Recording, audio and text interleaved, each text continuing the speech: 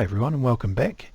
I just want to do a quick update to my dial recreation video series. I've just been through how to scan a dial, but what I didn't cover was what if you don't have all parts of a dial to actually scan from.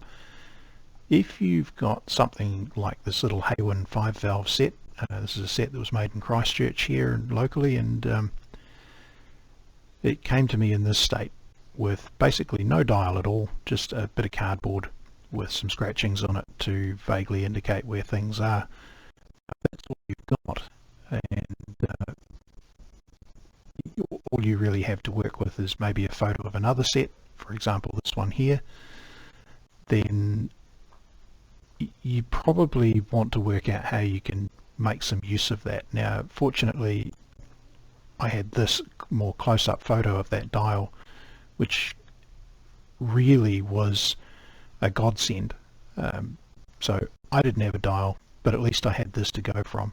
Now this is all skewed off, and it's not taken square in front of the dial, it's taken on an angle from slightly above, so you can see the glass is dropped in this corner here as well. So this isn't perfect, and it's certainly not ideal, but it was all I had. Now I was pretty lucky that another collector who has this model, and Brian, if you're watching, thank you very much, he sent me a pile of reference photos and also took his glass out and scanned it. So I do have this to go from, and this really helped me in my final version of it. But before he did that, before I realized, or before I contacted him and got those photos, this was all I had. And if this was all you have, if you don't know anyone with another radio, and this is the only photo you've got, then this is what you want to work with. So what I want to do is show you how I would square this up and get it ready to take to Inkscape and to start to recreate it.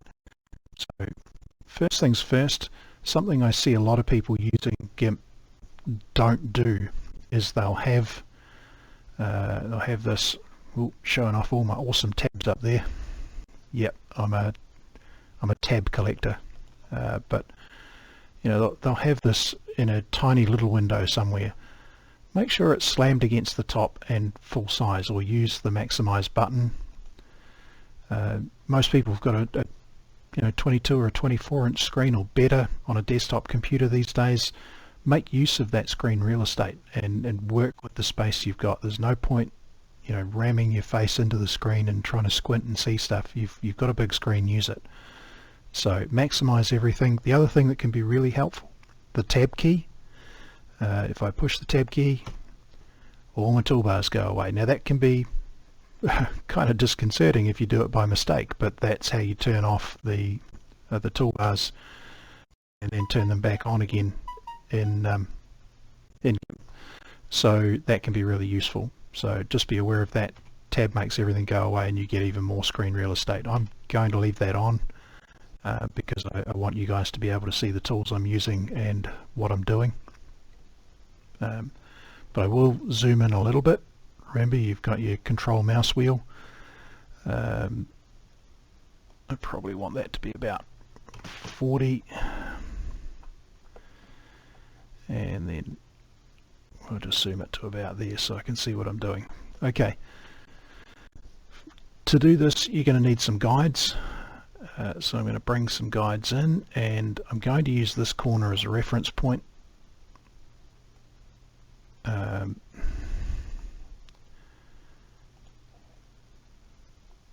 Excuse me, that's not what I want. Let's use the move tool. I'm going to use this corner as a reference point and just bring in my ruler to here. Now if you bring one in, you accidentally drop it and you're on some other tool, you won't be able to pick it up again. As you saw just then, it just started using whatever tool was selected. So grab the move tool and then you can move these guides, or if you're in a hurry and messy like me, you might just leave it there and grab another one. So I'm going to line up two there on that corner just as a starting point. Now I'm going to bring one over here, and I'm going to get this slightly wrong on purpose. And I'm going to bring this one down to here. Now I'm guessing what my height and width actually should be. You shouldn't guess, you should go and measure it. You've got the radio, you know what the viewport width across here is, and you know what the viewport height is. If you divide the height by the width, you'll get the ratio, and then you've got a percentage that you can actually work out, you know, that the height is a certain percentage of the width. Once you've got this squared up, you can crop it and you can check the pixels height to width. Yeah, that's maths. Sometimes maths is actually useful, but you know, be as accurate or as inaccurate as you like. Realistically, this radio's what, 70 years old, and no one's going to notice if you get it slightly wrong. For me, I'm a wee bit sort of picky about this stuff, so I'll notice, so I'll try and fix it for myself. But if you're not too worried about it, then you know, how it comes is probably fine. Anyway, we've got our 4 guides in place, and let's just imagine that I did some measuring and I got the pixels right. You've got a rough indication of pixels on the ruler, so what, this is 283-ish there somewhere. There's actually in the bottom corner, you can see down here, you can actually see what it is. It's about 400, and I don't know how I got 280 something, because that's 500 there. This is about 416 to 3042, so you know, take the 416 off 3042, that's going to give you the width here in pixels. So you can actually mess around with these measurements and get it fairly accurate. And this is going to give you the size of the viewport, not the actual glass. Remember, the glass is probably going to come over here somewhere, but you can deal with that a little bit later on. Once you've got this, you know how big the glass needs to be to fit in the chassis, which hopefully you have, otherwise you're probably not doing this at all.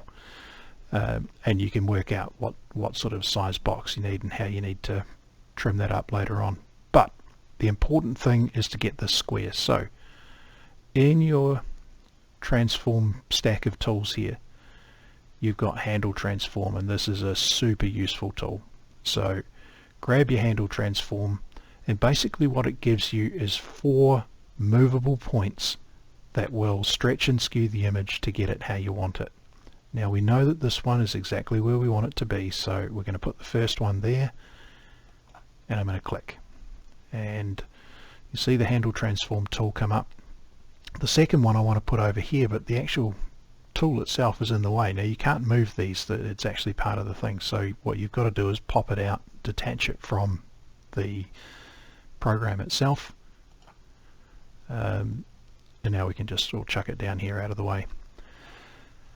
Now we want to bring this corner, so what I want is, and I'm going to do this deliberately wrong just to show you how to fix it a little bit later, but I want to grab where I think the corner is, and then it'll just snap to that guide. We'll go down here and we'll grab this corner, and I'm kind of looking for an intersection of this line and this line. It's about there somewhere. Drag that to there, and rough intersection of that one and that one, and drag that to there, and already you can see we've got a fairly square image. Now it's not perfect. Like I said, I deliberately got this one slightly wrong. If I want to just pull this handle away a little bit, I've got this snap action. These guides snap to the junctions of the rulers, so they're fine. You can move them nice and smoothly once they're away from there, but you've got this snap you have to overcome. So to do that, zoom in closer, and then your snap is still there, but it's much more easy to control. So that's probably right there. When you roll out, remember that's hold down the control and roll the mouse wheel to do the zooming. That one's not quite right, so about there somewhere, and that one's not quite right. So you can just fine adjust this. And then we can just double check that our reference corner's right too, which doesn't really feel like it is. Now that's looking pretty good to me. Remember that the glass is clearly not square in this viewport, and you can see how much we've skewed this image here. It's quite a ways from where it was, but I'm going to set that there by clicking transform. If you go and click another tool on the tool board, it'll probably do the same thing, but we'll click transform. That's now fixed there, and it's cut off all this extra image because that's outside the original boundaries of the image. We don't need it anyway. And I could now go in and just drag a box here and crop it, and I've got my image of my dial square. And we can just do some quick sanity checks here. You can see it's not actually perfectly square. It is down a little bit.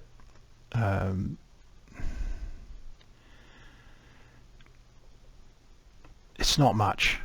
It's certainly not in line with how much the glass is out. So this was probably not square with the glass. This transfer on the glass or etching or however they actually put it on here. I think based on this scan that Brian sent me that the dial might actually be a transfer on the glass. You can see where the pointer has rubbed through here and kind of scratched some stuff off, so I actually suspect that this wasn't etched, it was actually just a transfer, but I digress. That was that one. This one may actually just be painted on because it looks slightly different again, but regardless, neither of those methods is what we're going to use to recreate it in this particular instance anyway. But actually this is not too bad. It's reasonably close to square, and I'm probably not going to mess with it. You can mess with it in Inkscape later on, but remember that this is only going to be a guideline for you when you're in Inkscape, so it can be a little bit off. You know, you can live with it. It's not a big deal. So yeah, really that's what I wanted to show you how to do. If you don't have something you can scan and you still need to be able to recreate the dial and you've got a photo of it, then you can simply square it up, get the dimensions roughly right, and this we can then take into Inkscape, and this is exactly what I did. I worked on this for about a day before, not a full day, but about a day before Brian actually sent me that scan, and I could just tweak it slightly, and I was pretty close, but having that scan did help a little bit. But realistically, no one would have noticed either way.